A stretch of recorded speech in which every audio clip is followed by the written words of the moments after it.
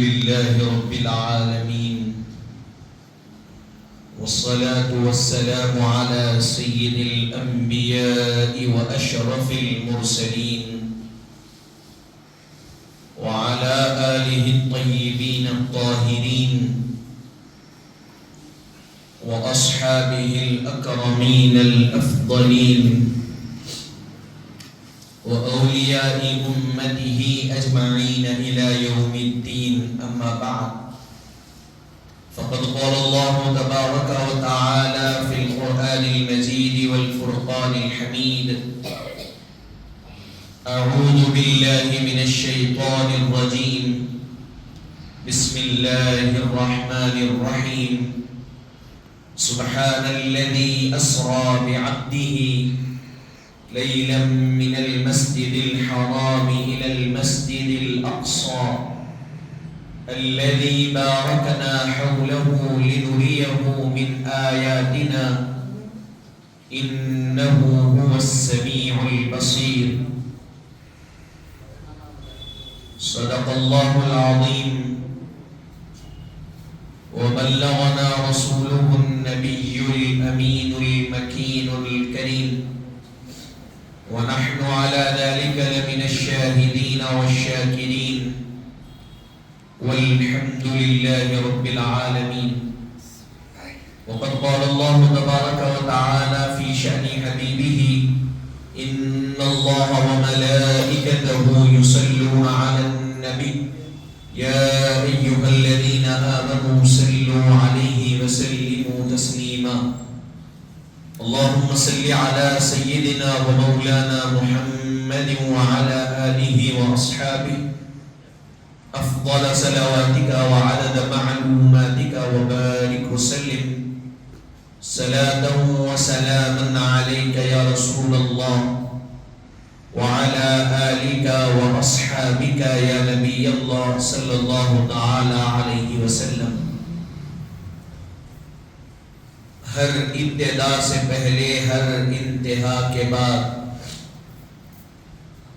ذات نبی بلند ہے. ذات خدا کے بعد دنیا میں ہے جتنے لوگ احترام کے قابل، سب کو مانتے ہیں، لیکن محمد مصطفیٰ کے بعد کی محمد سے وفا تو نے تو ہم تیرے ہیں، کی محمد سے وفا تو نے تو ہم تیرے ہیں. یہ جہاں چیز ہے کیا، لوح و قلم تیرے ہیں.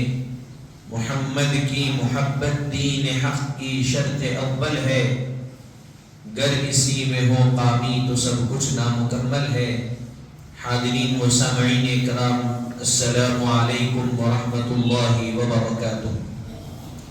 پروردگار عالم کا کروڑہا شکر اور احسان ہے کہ اللہ تبارک و تعالیٰ نے آپ کو اور مجھ کو، ہم تمام کو، آقائے کریم رؤوف الرحیم حضور سرور عالم نور مجسم فخر موجودات سید الانبیاء وجہ تخلیق کون و مکان حضور سیدنا محمد مصطفیٰ احمد مجتبیٰ صلی اللہ علیہ وآلہ وسلم کی امت بابرکت میں پیدا فرمایا ہے.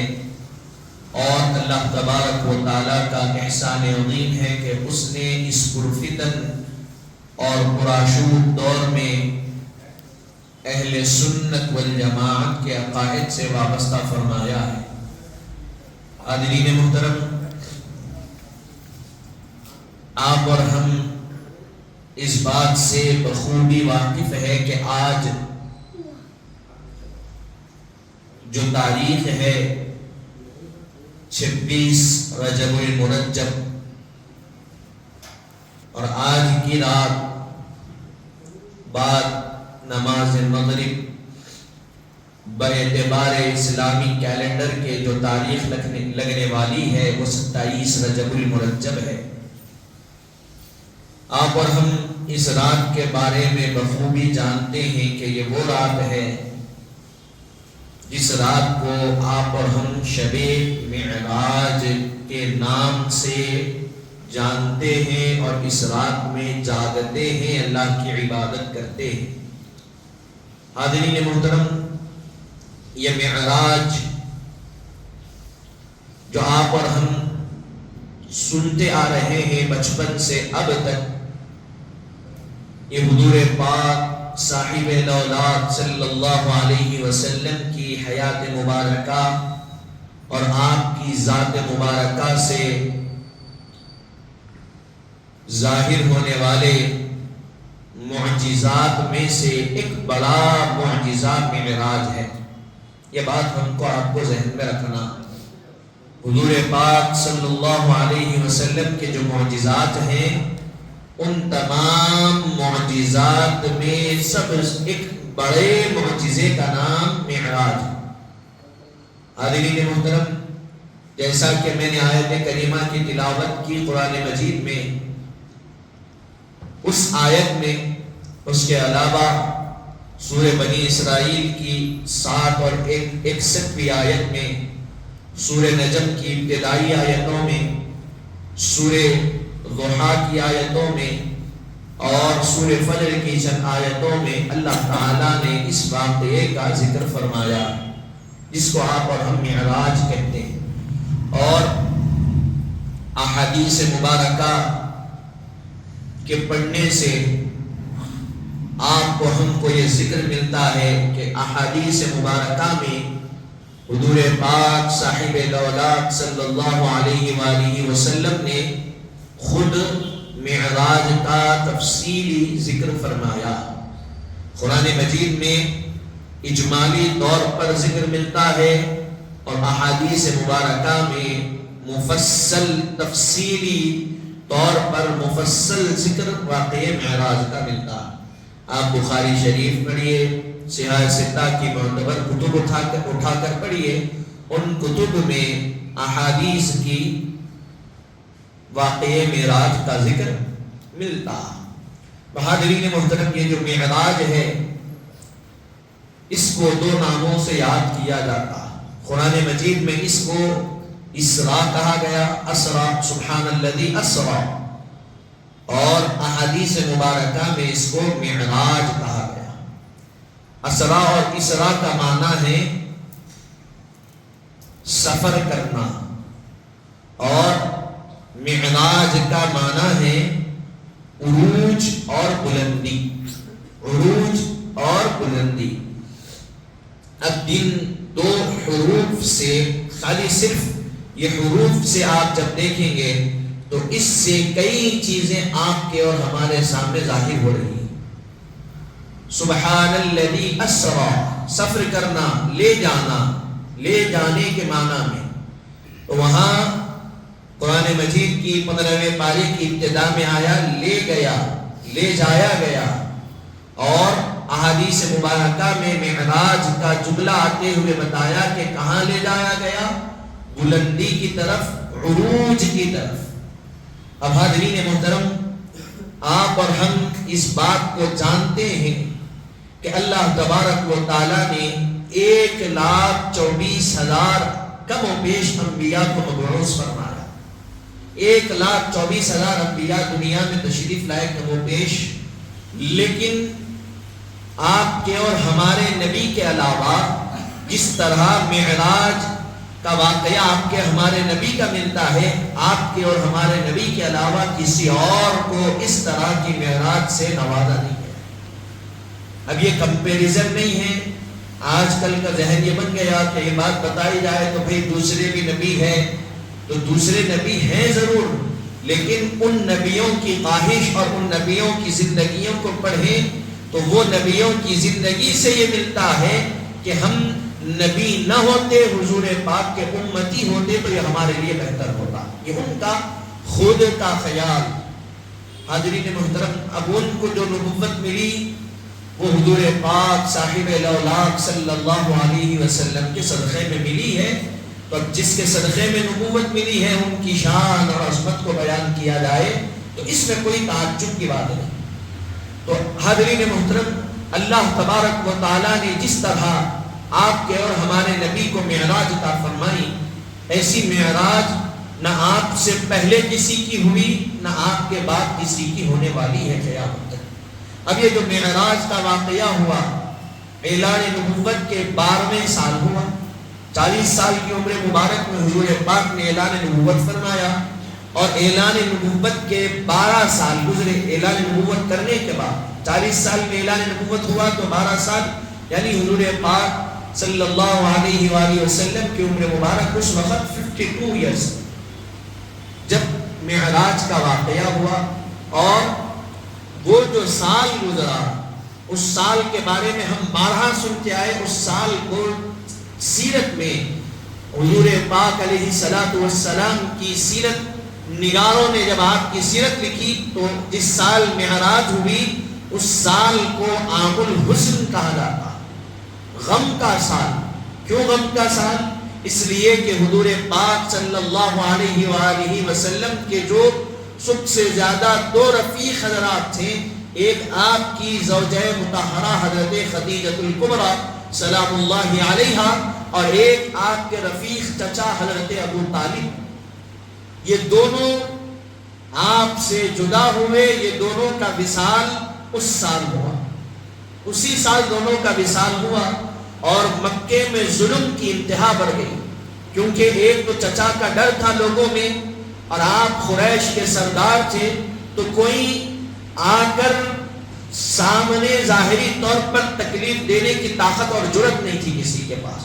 چچا کا ایک وصال ہوا، اور آپ کی اہلیہ محترمہ جو کوئی تکلیف دیتا کسی بھی جگہ پر، حضور لوٹ کر گھر آتے تو بہترین دلاسا دیتی، اطمینان دیتی، اور آپ کے درد کا دکھ کا مداوا بن کر آپ کے ساتھ کھڑی رہتی۔ دونوں کا وصال ہوا۔ اب یہاں جب وصال ہوا تو یہاں سے ظلم اور بڑھ گیا۔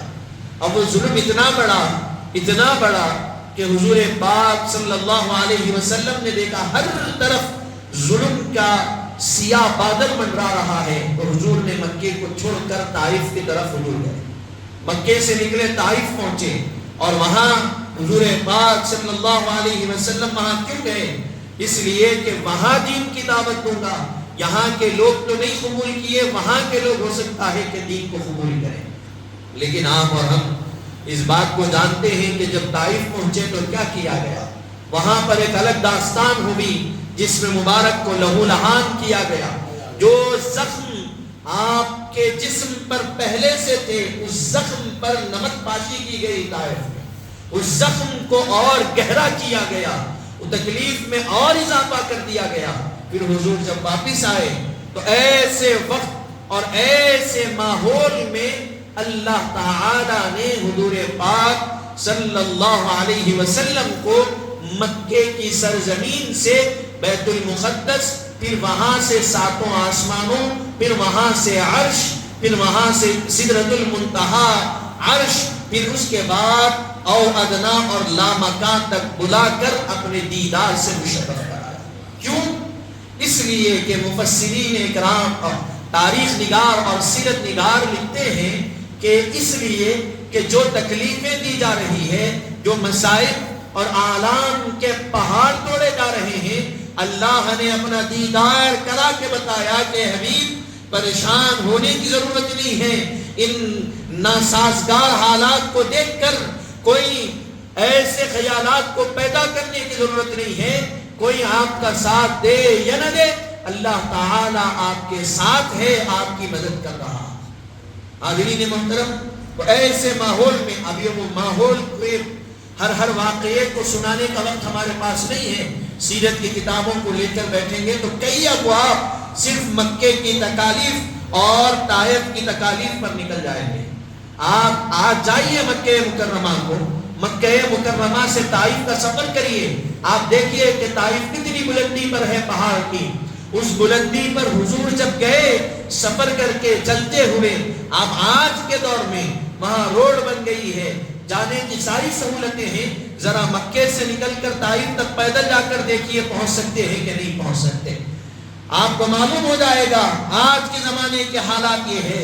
تو آج سے 1500 سال پہلے جب حضور پاک صاحب الاولاد صلی اللہ علیہ وسلم تبلیغ دین کے لیے گئے، اس وقت کے حالات اور اس وقت کا ماحول کیا تھا، آپ ذرا اس کو اپنے تصور میں لائیے، عالم خیال میں لا کر سوچئے کہ وہ زمانے میں وہ مسائل اٹھاتے ہوئے پہنچے، اور پہنچنے کے بعد کوئی چیز ہاتھ نہیں لگی، بس تکلیف اور مصیبت کے پہاڑ توڑے گئے۔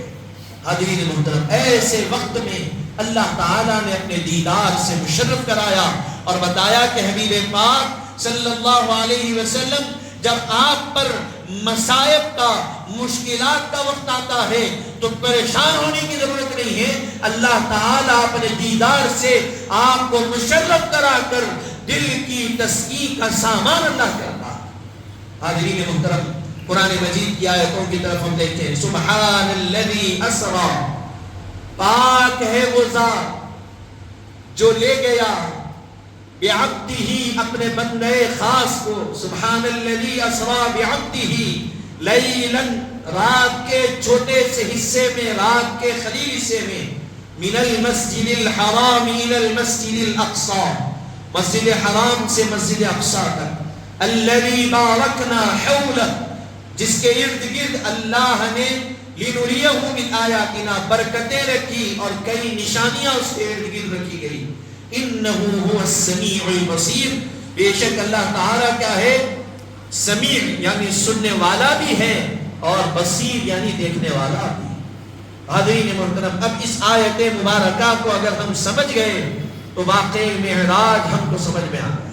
سب سے پہلے اس آیت کا آغاز ہوا لفظ سبحان سے۔ سبحان کا معنی کیا ہے؟ پاک ہے وہ ذات۔ کون پاک ہے؟ اللہ پاک۔ کون پاک ہے؟ پاک ہے وہ ذات۔ تو یہاں کون مراد ہے؟ اللہ۔ اللہ پاک ہے، پاک ہے، یقینی طور پر اللہ پاک ہے۔ کس سے پاک ہے؟ ہر عیب سے اللہ پاک ہے۔ اللہ کیا ہے؟ ہر عیب سے پاک ہے، اور اللہ ہر چیز پر قدرت رکھتا ہے کہ نہیں رکھتا؟ یہ ہمارا عقیدہ، ہر مسلمان کا عقیدہ، وہ کسی بھی مکتب فکر سے تعلق رکھتا ہو، کسی بھی مسلک سے، کسی بھی مذہب سے، اس کا عقیدہ یہی ہے کہ اللہ ہر عیب سے پاک ہے۔ ہم سوم کلمہ پڑھتے سبحان اللہ والحمدللہ، اب وہ واقعہ اس کی تفصیل میں جانا نہیں ہے، بس اتنا کہ اللہ ہر عیب سے پاک ہے۔ عیب کیا ہوتا ہے؟ عیب اس کو کہتے ہیں جو کام کے کرنے میں مانع بنے، رکاوٹ بنے، وہ عیب ہے۔ مثال کے طور پر ہم کھانا کھائے بغیر زندہ رہ سکتے نہیں رہ سکتے، کیونکہ ہم کو، آپ کو پیٹ ہے، جسم ہے، اس کی طاقت میں، اس کو طاقتور رکھنے کے لیے، اپنے آپ کو توانا رکھنے کے لیے ہم کو کھانا کھانا پڑتا۔ اگر ہم کھانا نہیں کھائیں گے تو ہم کمزور ہو جائیں گے، ہمارے اندر طاقت نہیں رہے گی، تو یہ ہمارے لیے عیب ہے، اس لیے کہ ہم بغیر غذا کے طاقتور نہیں رہ سکتے، بغیر پانی کے ہم زندہ نہیں رہ سکتے، بغیر ہوا کے ہم سانس نہیں لے سکتے۔ اور یہاں سے اگر ہم کو کسی ملک کا سفر کرنا ہے تو بغیر کسی آلے کے ہم سفر نہیں کر سکتے۔ مثلا ہم سعودی جانا، آج سے ایک زمانے قدیم میں ہوائی پانی کے جہاز سے جاتے تھے، کشتی سے، شپ سے۔ آج جانا ہے تو جہاز سے، ہوائی جہاز، ایروپلین سے ہم جاتے ہیں۔ تو یہ ہمارے لیے کیا ہے؟ عیب ہے، اس لیے کہ ہمارا جسم ہے، اور یہ جو تمام چیزیں ہیں اس کا تقاضا پورا کرنے کے لیے یہ چیزوں کو ادا کرنا ہمارے لیے ضروری ہے۔ ہم کہیں گے کہ نہیں میں فلاں اس کے لیے نہیں، ایسی چلی جاؤں گا، آپ نہیں پہنچ سکتے، اس لیے کہ آپ کو اس کا سہارا لینا پڑے گا وہاں تک پہنچنے کے لیے۔ لیکن حضرت جبرائیل علیہ السلام کیا ہے؟ حضرت جبرائیل علیہ السلام، حضرت جبریل علیہ السلام فرشتے ہیں اللہ کے۔ آپ کے رہنے کی جگہ کہاں ہے؟ سدرۃ المنتہا۔ سدرۃ المنتہا کہاں ہے؟ ساتوں آسمانوں سے بھی اوپر ہے سدرۃ المنتہا۔ وہاں سے آپ، حضور پاک علیہ السلام غار حرا میں ہیں، آپ آ جاتے ہیں۔ حضور پاک صلی اللہ علیہ وسلم اپنے گھر میں ہیں، حضرت جبریل تشریف لاتے ہیں۔ حضور پاک ہجرت فرما رہے ہیں، حضرت جبریل تشریف لائے۔ حضور طائف میں ہیں، حضرت جبریل تشریف لائے۔ حضور مدینہ پہنچے، حضرت جبریل تشریف لائے۔ کئی مرتبہ آئے اور گئے۔ اب بتائیے اتنی اوپر سے آنے کے لیے آپ کو کسی چیز کی ضرورت پڑی نہیں پڑی، کیونکہ اللہ نے آپ کو اس طرح بنایا کہ ایک لمحے میں آپ وہاں سے یہاں آتے بھی ہیں، یہاں سے وہاں چلے جاتے بھی۔ اللہ نے آپ کو کیا کیا؟ عیبوں سے پاک بنایا. اب ان کو رہنے کے لیے نہ کھانے کی ضرورت ہے، نہ غذا کی ضرورت ہے، نہ ان کو آرام کی ضرورت ہے، نہ کسی اور چیز کی ضرورت ہے، کیونکہ اللہ نے ان کو ویسا بنایا. اور کس نے بنایا؟ اللہ نے. اللہ جب حضرت جبریل کو ایسا بنا سکتا ہے کہ وہ ایک لمحے میں وہاں سے یہاں آ جائے، یہاں سے وہاں چلے جائے، تو اس پر اعتراض نہیں. اللہ نے بنایا آ رہے ہیں، یہاں حضور پاک کو اللہ نے بنایا بھی ہے، اور اللہ تعالیٰ فرما رہا ہے کہ میں خود اپنے محبوب کو لے گیا. جبرائیل کے آنے اور جانے پر اعتراض نہیں ہے، تو خدا کے حبیب پاک کو لے جانے پر اعتراض کیسے ہو سکتا؟ سوچیے آپ، لے جانے والا کون ہے؟ کیا کہہ رہا ہے اللہ؟ پاک ہے وہ ذات جس نے اپنے بندے خاص کو سیر کرائی رات کے حصے میں. تو کون ہے لے جانے والا؟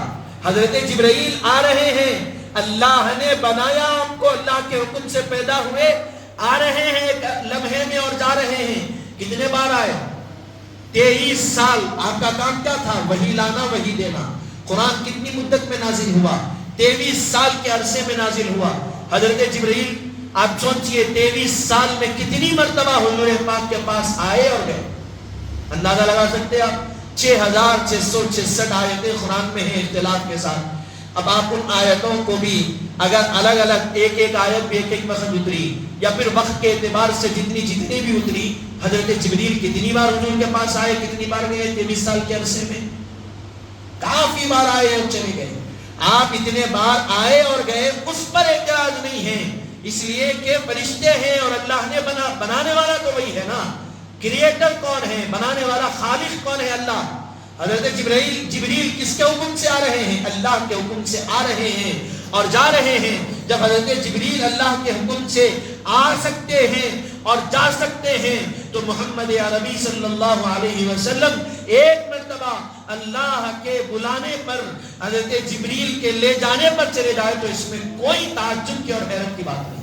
کیوں؟ اس لیے کہ لے جانے والے، بلانے والے کون ہیں اس کو دیکھنا. اسی لیے ملا جیون رحمت اللہ علیہ بہت بڑے عالم گزرے. جو کوئی عالم بنتا ہے آپ کے فلسفی کتابوں کو پڑھ کر عالم بنتا ہے. انہوں نے لکھا کہ اگر کوئی شب معراج کا انکار کرے یا یہ کہے کہ شب معراج جسم کے ساتھ نہیں روح کے ساتھ ہوئی یا حالت خواب میں ہوئی، تو حضرت ملا جیون فرماتے ہیں کہ وہ گمراہ ہے، بدعتی ہے، اہل سنت والجماعت کے عقائد سے اس کا کوئی تعلق نہیں. اس لیے کہ 15ویں پارے کی ابتدائی پہلی آیت پر اگر غور کر لیا جائے تو اس میں اللہ نے ساری چیزوں کو بیان کر دیا. ایک تو لے جانے والا کون ہے؟ اللہ. اب اس کی طاقت کیا ہے؟ ہم اس کا اندازہ نہیں کر سکتے. کون اندازہ کر سکتا؟ اللہ نے جب براق بھیجا تو براق کی طاقت کا عالم یہ ہے اللہ تعالیٰ. اب آپ سوچئے، اب سوچتے جائیے، براق کو بنایا کس نے؟ اللہ نے. جب اس میں اتنی طاقت دے سکتا ہے تو پھر اللہ اور ایسی کئی چیزیں ہوں گی جس میں اللہ نے کتنی طاقت رکھی. پھر اس کے بعد یہ ایک معاملہ کہ لوگ کہتے ہیں کہ حضور کو معراج خواب میں ہوئی، حالت بیداری میں نہیں ہوئی. تو اسی آیت کے سبحان الذی اسریٰ بعبدہ کا جو جملہ ہے، وہ جملہ اس بات پر دلالت کر رہا ہے عبدن اسی کو کہا جاتا ہے جس کے اندر جسم بھی ہو اور روح بھی ہو. جہاں جسم ہے اور روح ہے، یہ دونوں چیزیں جمع ہو گئی تو اس کو عبد، بندہ کہتے ہیں. جسم نہیں ہے، روح ہے، تو پھر صرف روح ہے، بندہ نہیں کہا جاتا. جسم ہے، روح نہیں ہے تو بھی بندہ نہیں کہا جاتا. دونوں کے مجموعے کو عبد کہا جاتا ہے. اور قرآن کی اس آیت سے پتا چل رہا ہے کہ معراج کا جو سفر ہوا وہ جسم کے ساتھ بھی ہوا اور روح کے ساتھ بھی ہوا. حاضرین محترم، تو بہرحال ایسے ماحول میں معراج کا سفر ہوا. اللہ تعالیٰ نے حضرت جبریل علیہ السلام کو حکم دیا اور وہ تفصیلی واقعات اور ساری چیزیں ہم بارہا سنتے آئے. حضرت جبریل علیہ السلام لاکھوں کی تعداد میں فرشتوں کو لے کر حضور پاک کے یہاں حاضر ہوئے اور حضور پاک روایتوں کے مطابق حضرت ام ہانی رضی اللہ عنہا کے گھر میں آرام فرما رہے تھے. حضرت جبریل اندر گئے اور باہر صفوں کی شکل میں فرشتے ٹھہرے ہوئے. حضور پاک صاحب الاولاد صلی اللہ علیہ وسلم آرام فرما رہے ہیں. حضرت جبریل نے اپنا گال، اپنا کلہ یا اپنی پیشانی حضور پاک علیہ السلام کے تلوے مبارکہ کو رکھا. آپ کی پیشانی، آپ کا گال کافور سے بنایا گیا. اس کی ٹھنڈک کو حضور محسوس کیے اور اٹھے. حضرت جبریل نے عرض کیا کہ یا رسول اللہ تعالیٰ آپ کو سلام کہہ رہا، اللہ تعالیٰ آپ کو سلام فرماتا ہے اور اللہ تعالیٰ آپ کو طلب فرما رہا ہے آسمانوں پر. حضور پاک اٹھے، آئے، باہر آئے. خود حضور پاک کے سارے واقعات بیان کرتے ہیں حدیث مبارکہ میں. حضور پاک صلی اللہ علیہ وسلم جب باہر تشریف لائے تو حضور پاک صلی اللہ علیہ وسلم کے سینے مبارکہ کو چاک کیا گیا. شق صدر یعنی حضور کے سینے مبارکہ کو چاک کیا گیا، کھولا گیا اور حضرت جبریل علیہ السلام آپ کے سینے مبارکہ اور دل کو اندر سے غسل دیے اور پھر اس کے اندر علم اور عرفان کے تشت اڈھیلے گئے. پھر اس کے بعد سینے مبارکہ کو جوڑ دیا گیا. حضور پاک صلی اللہ علیہ وسلم زمزم کے کنویں کے قریب گئے اور حضور فرماتے ہیں میں غسل کا ارادہ کیا. حضرت جبریل علیہ میں جب غسل کا ارادہ کیا اللہ تعالیٰ نے حکم فرمایا جنت کے جو نگران ہیں رضوان، وہ یاقوت کا، وہ زمرود کا لوٹا جنت سے لے کر آب کوثر سے پانی لے کر آئے، میں اس پانی سے غسل فرمایا. کون فرما رہے ہیں؟ خود حضور پاک صلی اللہ علیہ وآلہ وسلم ارشاد فرما. اب اس کو بخاری میں پڑھیے، مسلم میں پڑھیے، معتبر اور دیگر سیاہ ستہ کی کتب اور اس کے علاوہ اور جو احادیث کی کتابیں ہیں ان میں یہ واقعات بیان کیے. تو بہرحال وہ سارے واقعات ہوئے، غسل فرمایا. اب پھر اس کے بعد جنت سے لباس لایا گیا، جنت سے لباس لایا گیا، جنت سے امامہ شریف لایا گیا. حضور پاک صلی اللہ علیہ وسلم کو جنتی لباس پہنایا گیا اور وہ امامہ شریف کے بارے میں لکھا حضور کی سیرت نگاروں نے. یہ جو امامہ حضور کو معراج کی رات میں پہنایا گیا تھا، یہ امامہ کوئی خاص کوئی عام امامہ نہیں تھا بلکہ خاص امامہ. اور کیا تھا؟ تو فرمایا گیا، سیرت نگار لکھتے ہیں کہ حضرت آدم سے 700 سال پہلے اللہ نے یہ امامہ تیار کر کے رکھوا دیا. وہ امامہ لایا گیا، نورانی امامہ. اور امامے میں فرماتے ہیں کہ امامے کے کپڑے پہ جگہ جگہ گل بوٹے نہیں تھے، پتے نہیں تھے، بلکہ امامے کے نورانی کپڑے، نورانی امامہ. اور اس امامے پہ لکھا ہوا تھا محمد الرسول اللہ، محمد الحبیب اللہ، محمد خلیل اللہ، محمد خاتم النبیین. اس طرح حضور پاک صلی اللہ علیہ وسلم کے شان اور آپ کی عظمت کے الفاظ اس امامے پہ لکھے ہوئے تھے. حضور پاک کو وہ امامہ پہنایا گیا، وہ لباس آپ کو زیب تن کرایا گیا. پھر اس کے بعد جنت سے براق لایا گیا. اس براق پر سوار ہو کر حضور پاک صلی اللہ علیہ وسلم کے سفر کا آغاز ہوا. اب آپ جانتے ہیں میں کئی واقعات کو اس میں چھوڑ رہا، بس آپ کے سامنے چند اور چیزیں رکھنے کی کوشش کر رہا ہوں. سفر کے لیے نکلے تو فرمایا گیا سیدھی جانب 70,000 فرشتے نورانی خندیل لیے ہوئے ہاتھ میں، بائیں جانب 70,000 فرشتے نورانی خندیل لیے ہوئے ہاتھ میں. یہ جب سفر، یہ جو لشکر چل رہا، یہ جو قافلہ چل رہا ہے، بیچ میں حبیب پاک صلی اللہ علیہ وسلم اور آپ کا نورانی چہرہ اس طرح چمک رہا ہے کہ 70,000 1,40,000 فرشتے ہیں. یہ ان کے ہاتھ میں نورانی خندیلیں ہیں. وہ 1,40,000 فرشتوں کا نور ایک طرف، ان کی نورانی خندیلوں کا نور ایک طرف، اور حبیب پاک کے چہرے مبارکہ سے ظاہر ہوتا ہوا نور کی جھلک ایک طرف. وہ سارے نور، نورانیت حضور کے نور کی ایک جھلک پر مان پڑ رہے تھے. وہ نورانیت، حضور کی نورانیت کے سامنے نکلا قافلہ. کہاں پہنچے؟ جگہ جگہ حضور کا استقبال ہوتا گیا اور وہ قافلہ پہنچا بیت المقدس، مسجد اقصی. پھر مسجد اقصی میں اس جگہ پر جہاں انبیاء کرام کی سواریاں باندھی جاتی تھی بنی اسرائیل کے دور میں، حضرت موسیٰ عیسیٰ اس جگہ پر حضور کی سواری کو باندھا گیا۔ حضور پاک صلی اللہ علیہ وسلم جب داخل ہوئے تو فرماتے ہیں کہ مسجد اقصی کی انٹرنس پہ، اس کے داخلے پر فرشتوں کی صفیں بنی ہوئی تھی دونوں جانب، اور جب میں پہنچا تو فرشتے کہہ رہے ہیں السلام علیک یا اول، السلام علیک یا السلام علیک یا اول، السلام علیک یا آخر، السلام علیک یا حاشر۔ فرشتے اس طرح سلام کر رہے ہیں، اے تخلیق کے اعتبار سے سب سے پہلے پیدا ہونے والے، اے اول مصطفیٰ آپ پر سلام ہو، اے نبوت کے بعثت کے اعتبار سے سب سے آخر میں تشریف لانے والے خاتم النبیین آپ پر سلام۔ کون کہہ رہے ہیں؟ یہ فرشتے۔ اور کوئی اگر ہمارے عالم کہہ دے کہ اگر کوئی یہ عالم کہہ دے کہ اول بھی نبی ہے آخر بھی نبی ہے، اعتراض ہوتا ہے، لیکن فرشتوں کو دیکھو کیا کہہ رہے ہیں، السلام علیک یا اول، آپ پر سلامتی ہو تخلیق کے اعتبار سے جس کو سب سے پہلے پیدا کیا گیا، آپ پر سلامتی ہو، السلام علیک یا آخر، بعثت کے اعتبار سے دنیا میں تشریف لانے کے اعتبار سے جو سب سے آخر میں تشریف لائے۔ پھر کہا السلام علیک یا حاشر، اے حاشر آپ پر سلامتی ہو۔ حضور پاک تو یہ سب جانتے تھے کہ کیا سلام ہو رہا ہے۔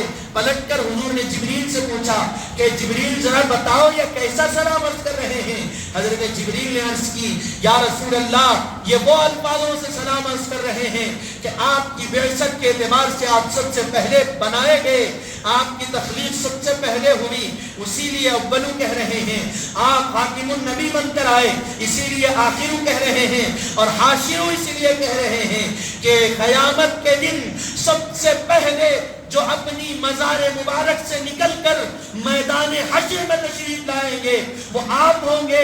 گنبد خضرا سے نکل کر میدان حشر میں آئیں گے، اور قیامت کے دن اللہ سب سے پہلے جس کی شفاعت کو قبول کرے گا آپ ہوں گے، آپ کی شفاعت کو قبول کیا جائے۔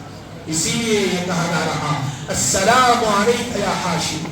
حشر کے اعتبار سے بھی دیکھو، بنانے کے اعتبار سے بھی اول مصطفیٰ ہے، عظمتوں کے اعتبار سے بھی اول مصطفیٰ ہے، اور قیامت کے دن جب مزاروں سے نکلنے کی بات آئے گی ابو البشر بھی ہے، ابو الانبیاء بھی ہے، لیکن سب سے پہلے جو ذات مبارکہ نکلے گی وہ نبیوں کے تاجدار آپ کے اور ہمارے آقا محمد عربی۔ ہر کوئی ہے، ابو البشر کھڑے ہیں، ابو الانبیاء حضرت ابراہیم کھڑے ہیں، حضرت اسماعیل کھڑے ہیں، لیکن کسی کی مجال نہیں، کسی کی جرات نہیں اللہ کے سامنے جا کر شفاعت کی بات کرے۔ کوئی شفاعت کی بات کریں گے تو وہ آپ کے اور ہمارے آقا شفاعت کی بات کریں گے۔ حاضرین محترم، یہ شان اور عظمت یہاں ظاہر ہوئی۔ پھر حضور مسجد اقصی میں داخل ہوئے، حضرت جبریل اذان کہے۔ اب آپ سوچئے معراج ہوئی نا، معراج کب ہوئی؟ 12 نبوی کو۔ کب ہوئی معراج؟ 12 نبوی، اعلان نبوت کے بعد میں سال۔ اب یہ معراج سے پہلے ابھی حضور آسمانوں پہ نہیں گئے، یہ وہاں کا واقعہ ہے۔ حضرت جبریل اذان دیے، سارے انبیاء سب بنا کر ٹھہر گئے، سارے انبیاء۔ حضور پاک صلی اللہ علیہ وآلہ وسلم جب پہنچے، حضرت جبریل نے عرض کیا کہ حضور آگے بڑھیے اور امامت فرمائیے، حضور آگے بڑھیے اور امامت فرمائیے۔ حضور پاک صلی اللہ علیہ وسلم آگے بڑھے، اور سیرت کی کتابوں میں اور احادیث کی صحیح مسلم کی کتابوں میں اور دیگر احادیث کی کتابوں میں آیا، حضور نے ارشاد فرمایا میں نے نماز پڑھا، صفے بن گئے تھے، حضور آگے بڑھے اور نماز پڑھائے۔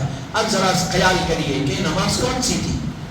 نماز تو آئی نہیں تھی، ابھی نماز ابھی آئی تھی کیا؟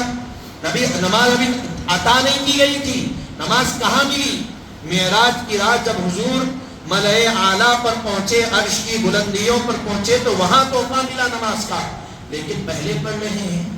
تو اسی لیے ایک عالم ربانی نے خوب کہا کہ نماز ملنے کے بعد جو نماز پڑھے وہ امتی ہے، اور نماز ملنے سے پہلے جو نماز پڑھے وہ نبی۔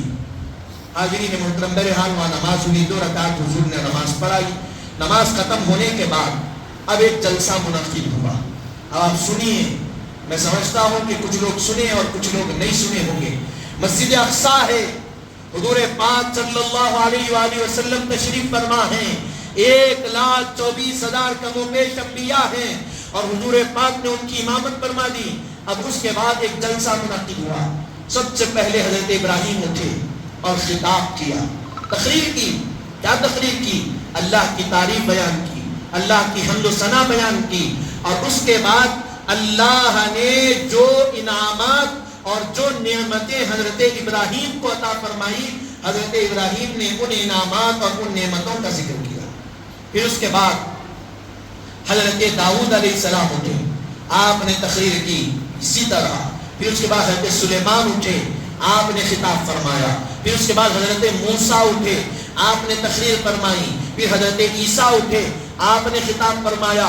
حضرت عیسیٰ علیہ السلام جب بیٹھے تب آپ کے اور ہمارے نبی حضرت محمد صلی اللہ علیہ وسلم اٹھے اور ٹھہر کر ارشاد فرمایا، سب اللہ کی تعریف کیے، میں بھی اپنے خطبے کا آغاز اللہ کی تعریف سے کرتا ہوں کہتے ہوئے الحمدللہ رب العالمین کہہ کر خطبے کا آغاز کیا. تمام تعریفیں اس پروردگار کے عالم، اس پروردگار عالم کے لیے جو رب العالمین ہے، تمام عالمین کا رب ہے. پھر اس کے بعد ارشاد فرمایا، تمام تعریفیں اس پروردگار عالم کے لیے جس نے مجھے رحمت للعالمین بنا کر بھیجا. پھر ارشاد فرمایا، تمام تعریفیں اس پروردگار عالم کے لیے جس نے مجھ اکیلے کو پیغمبر و ہادی بنا کر بھیجا. تمام تعریفیں اس پروردگار عالم کے لیے جس نے مجھے قرآن جیسی عظیم کتاب عطا فرمائی جو حق و باطل میں فرق کرنے والی اور ہر مسئلے کا حل بتانے والی کتاب ہے. پھر ارشاد فرمایا، تمام تعریفیں اس پروردگار عالم کے لیے جس نے مجھے قیامت کے دن سب سے پہلے شفیع بنایا، شفاعت کرنے والا بنایا. پروردگار عالم تمام تعریفیں اس پروردگار عالم کے لیے جس نے میری امت کو سب سے بہترین امت بنایا، اور تمام تعریفیں اس پروردگار عالم کے لیے جس نے میری امت کو نبیوں جیسا مقام عطا فرمایا. جب یہ خطبہ ہوا حضور کا، حضرت ابراہیم کھڑے ہوئے، تقریر ختم ہو گئی، حضور پاک خطبہ تقریر دیے بیٹھ گئے. حضرت ابراہیم کھڑے ہو کر عرض کیا کہ اے انبیاء کی جماعت، اے انبیاء کی جماعت، یہ جو محمد عربی صلی اللہ علیہ وسلم نے اللہ کی تعریف کی اور جو تمام واقعات کا ذکر کیا، تمام باتوں کا ذکر کیا، اس سے یہ معلوم ہو رہا ہے کہ یہ ہم تمام انبیاء پر فضیلت لے گئے، سبقت لے گئے، سب سے بلند ہے. کیوں؟ اس لیے کہ حضرت سلیمان، حضرت داؤد اور حضرت موسیٰ کے جو معجزات تھے، وہ معجزات آپ جب تک تھے آپ کے چلے جانے کے بعد وہ معجزات ختم ہو گئے، لیکن محمد عربی کے جو معجزات ہیں وہ اب بھی باقی ہیں اور آپ کے جانے کے بعد بھی قیامت تک وہ معجزات باقی رہیں گے. یعنی دیگر انبیاء کے معجزات تھے تو وہ ظاہری طور پر اثر کرنے والے تھے، لیکن محمد عربی کے معجزات باطنی اور روحانی طور پر اثر کرنے والے اور قیامت تک باقی رہنے والے.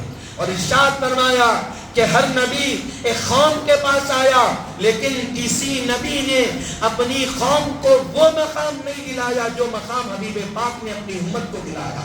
اس سے آپ کی شان اور عظمت ظاہر ہو رہی ہے کہ یہ کوئی عام نبی نہیں ہے، بلکہ یہ سارے انبیاء پر فضیلت لے جانے والے محمد عربی صلی اللہ علیہ وسلم. حاضرین محترم، پھر وہاں سے سواری مسجد اقصیٰ ہو گیا، وہاں سے نکلے تو وہاں سے مسجد، یہ جو سفر ہوا مسجد حرام سے مسجد اقصیٰ تک راہ پر گئے. پھر وہاں سے نورانی سیڑھی لگائی گئی اس مسجد اقصیٰ سے آسمانوں پر، اس سے آسمانوں پر پہنچے، آسمانوں پر گئے تو وہاں انبیاء سے ملاقاتیں ہوئی. حضرت آدم سے ملاقات ہوئی، حضرت عیسیٰ اور حضرت یحییٰ سے ملاقات ہوئی، پھر حضرت داؤد سے ملاقات ہوئی، حضرت موسیٰ سے ملاقات ہوئی، حضرت ادریس سے ملاقات ہوئی، حضرت ابراہیم علیہ السلام سے ملاقات. ہر آسمان پر انبیاء سے ملاقات ہوئی اور فرشتے استقبال کرتے رہے. فرشتے آپ کا استقبال فرماتے رہے، اور جب حضور پاک صلی اللہ علیہ وسلم 7ویں آسمان پر پہنچے جہاں حضرت ابراہیم خلیل اللہ سے ملاقات ہوئی، تو آپ نے کہا اے مبارک ہو محمد عربی صلی اللہ علیہ وسلم، آپ کی وہ ذات ہے جو اللہ تعالیٰ کو سر کی آنکھوں سے دیکھنے والی ہے، آپ کو مبارک ہو، اہلاً اہلاً کہتے ہوئے آپ کا استقبال کیا۔ وہاں تک پہنچے تو پہلے آسمان سے 7ویں آسمان تک حضور کیسے گئے؟ فرمایا فرشتوں کے اوپر گئے، پھر 7ویں آسمان سے سدرۃ المنتہا تک حضرت جبریل علیہ السلام کے بازوؤں پر گئے، پھر سدرۃ المنتہا سے عرش معلیٰ تک رف ایک سواری ہے اس پر گئے، پھر سدرۃ المنتہا یعنی عرش سے سدرۃ المنتہا سے عرش تک پہنچے، عرش سے خواب قوسین اور لامکہ تک حضور پاک صلی اللہ علیہ وسلم اپنے قدموں پہ چلتے ہوئے پہنچے۔ حاضرین محترم، یہ واقعات آپ شام میں بھی بیان ہوگا، سنیں گے، لیکن چند نتائج آپ کے سامنے رکھتے ہوئے اپنی بات کو تمام کروں۔ ایک تو پہلی چیز یہ کہ یہ جو آیت ہم پڑھیں، اس آیت میں اللہ تعالیٰ نے ذکر فرمایا۔ دوسری چیز یہ کہ اللہ تعالیٰ کا دیدار ہی کرانا مقصود ہوتا تو اللہ تعالیٰ اپنا دیدار مکے میں بھی کرا سکتا تھا۔ اللہ تعالیٰ نے دیدار کرایا تو مکے میں بھی کرا سکتا۔ آسمانوں پر بلانے کی ضرورت کیا تھی؟ اس اتنی بلندگی پر بلانے کی ضرورت کیا تھی؟ حاضرین محترم، پہلی بات تو یہ کہ بنی اسرائیل کی پہلی آیت میں جو ذکر ملتا ہے مسجد حرام سے مسجد اقصیٰ کا ذکر ملتا، اس کے آگے کا ملتا، پھر سورہ نجم پڑھنا پڑے گا آپ کو، سورہ نجم میں وہ ذکر ملتا۔ تو جو دوسرے دن حضور پاک صلی اللہ علیہ وسلم اس آیت کو، اس ذکر کو کس کے سامنے کیے؟ ابو جہل ابو لہب کے سامنے یہ ذکر کیے، تو وہ لوگ کیا کیے؟ اس کا انکار کر دیے، ذکر کا نہیں ہو سکتا ایسا۔ تو حاضرین محترم، یہاں یہ آیت میں جو ذکر ملا مسجد حرام سے مسجد اقصیٰ تک، اتنا ذکر کیوں کیا اللہ؟ اگر ایک ہی آیت میں پورا ذکر کر دیتا تو یہ بھی ہو سکتا تھا، لیکن اتنا ذکر کیوں کیا؟ تو بتایا، اس سے حکمت علماء نے یہ بتائی کہ اس زمانے میں جو مشرکین اور جو کفار مکہ میں تھے وہ عرش کو جانتے تھے کیا؟ جانتے تھے؟ آسمانوں کو جانتے تھے؟ نہیں جانتے تھے۔ سدرۃ المنتہا سے واقفیت تھی ان کی؟ نہیں تھی۔ لامکہ کو جانتے تھے؟ نہیں جانتے تھے۔ وہ کیا جانتے تھے؟ مسجد اقصیٰ جانتے تھے۔ جانتے تھے نہیں جانتے تھے، کیونکہ کئی مرتبہ ملک شام کا سفر کیے، وہاں گئے آئے، ہر چیز جانتے تھے مسجد اقصیٰ کے بارے میں۔ حضور پاک نے جب ان کے سامنے ذکر کیا کہ میں رات کے ایک حصے میں مسجد حرام سے مسجد اقصیٰ گیا، پھر وہاں سے جہاں تک اللہ لے جانا چاہا گیا، تو وہ لوگ کیا کیے؟ انکار کر دیے، اس لیے کہ مسجد حرام سے مسجد اقصیٰ تک کا سفر رات کے ایک حصے میں ممکن نہیں، انکار کر دیے۔ اس لیے ان کو علم تھا۔ مثال کے طور پہ میں کہوں، ایک کنٹری کا نام لے کے، یہاں سے سعودی عرب میں گیا، اگر کسی کو سعودی عرب کے بارے میں معلوم ہے تو وہ کہے گا ہاں آپ جا سکتے ہیں، یہ آلات کی ضرورت پڑتی ہے، آپ پہنچ سکتے ہیں۔ لیکن کسی کو معلوم ہی نہیں ہے سعودی عرب کیا ہے، میں بولا میں سعودی عرب کے آتا ہوں، کیا بات ظاہر کرتا؟ گئے ہوں گے، میرے کو تو معلوم ہی نہیں کیا ہے، وہ گئے ہوں گے، اس میں کوئی بات ہی نہیں تھی، ٹھیک ہے گئے ہوں گے، کوئی مسئلہ نہیں۔ لیکن کسی کو معلوم ہے، اس کو میں کہا کہ میں 1 گھنٹے میں سعودی عرب جا کے واپس آ گیا، تو جس کو معلوم ہے وہ یقین کرتا۔ کیسا جا سکتے 1 گھنٹے میں؟ جانے کے لیے فلائٹ اگر پلین کے ذریعے سے بھی گئے تو کم سے کم 5 سے 6 گھنٹے لگتے، اعتراض ہوتا۔ اسی لیے اللہ نے مسجد حرام سے مسجد اقصیٰ کا ذکر کر کے بتایا کہ تم کو اتنا معلوم ہے، یہاں تک حبیب پاک رات کے ایک لمحے میں پہنچے، اب وہاں سے جو بلندی تک پہنچے وہ تو تم کو معلوم ہی نہیں ہے، تم کو بیان کرنے کی ضرورت کیا؟ یہ پہلی حکمت۔ پھر دوسری چیز، لامکان تک کیوں بلایا؟ اللہ تعالیٰ قرآن مجید میں آیا، لوگ حضور پاک کنکریاں مارے، وما رمیت اذ رمیت ولکن اللہ رماتا، حضور آپ نے نہیں مارا بلکہ اللہ نے وہ کنکریاں ماری۔ ہمیشہ حضور پاک کے ساتھ اللہ رہتا تھا، مدد کے لیے ہمیشہ حاضر ہو جاتا، مدد فرماتا، دستگیری فرماتا۔ لیکن اگر دیدار کرانا مقصد ہوتا تو یہاں پر بھی دیدار ہو سکتا تھا۔ لامکان پر بلایا کیوں؟ لامکان یعنی وہ جگہ نہیں، وہ مقام جہاں کوئی مکان ہی نہیں ہے۔ لامکان کس کو کہتے ہیں؟ کوئی مکان نہیں۔ اب یہ مسجد ہے، ایک مکان ہے، یہ مکان ہے، یہ مکان ہے، لیکن اللہ کی ذات مکان میں آ سکتی کیا؟ تو عقیدہ اہل سنت اور عقیدہ یہ ہے کہ نہیں آ سکتی، وہ کسی مکان میں خیر نہیں ہو سکتا، اسی لیے وہ جہاں رہتا ہے اس کو لامکان کہا جاتا ہے، وہ ایسی جگہ رہتا ہے نہ کوئی مکان نہیں۔ اللہ نے لامکان پر بلا کر حضور کی عظمت کو ظاہر کرایا کہ حبیب میں چاہتا تو وہاں بھی دیدار کرا سکتا، لیکن لامکان کو بلانے کی وجہ یہ ہے کہ دنیا کے سامنے آپ کا مقام ظاہر ہو کہ جب ہم آپ کو دیدار کرانا چاہتے ہیں تو لامکان پر بلا کر اپنے دیدار سے آپ کو مشرف کراتے ہیں۔ حاضرین محترم، تیسری بات یہ آخری کہ حضور پاک صلی اللہ علیہ وسلم کو اللہ نے یہ معراج جو عطا فرمائی، آپ کی کا مرتبہ، آپ کی شان اور آپ کی عظمت کو ظاہر کرنے کے لیے بتایا۔ کیوں؟ اس لیے کہ حضور کہاں رہتے ہیں؟ مکے میں، تو لوگ یہ نہ سمجھیں کہ حضور مکے میں رہتے ہیں، کھاتے ہیں، پیتے ہیں، سوتے ہیں، جاگتے ہیں، آپ کے والد والدہ ہیں، آپ کی اہلیہ ہے، آپ کے بچے ہیں، آپ کے تمام معاملات ہیں، تو لوگ یہ نہ سمجھے کہ حضور ہماری طرح۔ حضرت حضور پاک صلی اللہ علیہ وسلم کو اللہ نے حضرت عبداللہ کا بیٹا بنایا، اس لیے کہ لوگ یہ نہ کہے کہ آپ خدا، آپ کی عظمتوں کو دیکھ کر لوگ یہ نہ کہے کہ آپ خدا ہیں، تو یہ سمجھ میں آئے گا کہ یہ عبداللہ کے بیٹے ہیں، خدا نہیں۔ حضرت آمنہ کے بیٹے بنایا اس لیے کہ لوگ یہ نہ کہیں کہ یہ خدا۔ حضرت خدیجہ کا شوہر بنایا اس لیے کہ آپ کے معجزات اور آپ کے کمالات کو دیکھ کر یہ نہ کہے کہ یہ خدا ہے۔ حضرت فاطمہ کے والد بنایا، حسنین کے نانا بنایا، علی کے سسر علی کو داماد بنایا، اور بتایا کہ یہ ساری چیزوں کو دیکھ کر یہ سمجھ لو کہ یہ خدا نہیں ہے، یہ ایک نبی ہے، بندے ہے۔ لیکن معراج میں آسمان کی بلندی پر بلا کر بتایا کہ یہ ساری چیزوں کو دیکھ کر یہ بھی نہ کہو کہ حضور خدا نہیں، بندے ہیں تو ہماری طرح ہے، یہ بھی نہ کہو۔ اس لیے اللہ نے آسمان کی بلندی پر بلا کر بتایا کہ یہ دنیا میں رہتے ہیں، یہ سارے معاملات ہے، خدا کی طرح نہیں ہے، اور آسمان پر بلا کر بتایا یہ تمہاری طرح بھی نہیں ہے، تم سے الگ ہے۔ حاضرین محترم، آج انشاءاللہ تعالی عشاء کی نماز مسجد حاضہ میں جو ہے 8 بجے ادا کی جائے گی۔ عشاء کی نماز کے بعد بھی واقعہ معراج اور معراج کے متعلق ساری چیزیں آپ کے سامنے رکھی جائے گی مسجد حاضہ میں، تو آپ حضرات سے گزارش ہے کہ عشاء کی نماز میں شریک ہو کر اس کے بعد جو جلسہ منعقد ہوگا اس میں شریک ہو کر اس سے بھی جو آپ کو واقعہ معراج کے متعلق حکمتیں ملتی ہیں اس کو سننے اور اپنے لیے سعادت کا ذریعہ بنانے کی توفیق کرے۔ آخر میں دعا کرتا ہوں مولا تعالیٰ جو کچھ کہا گیا سنا گیا کہنے سننے سے زائد اللہ ہم کو عمل کی توفیق عطا فرما، کہنے سننے سمجھنے سمجھانے میں کوئی غلطی اور کوئی ہو تو اپنے رحم و کرم سے معاف فرما، بحرمت سید الانبیاء والمرسلین، والحمد للہ رب العالمین، وما علینا الا البلاغ المبین۔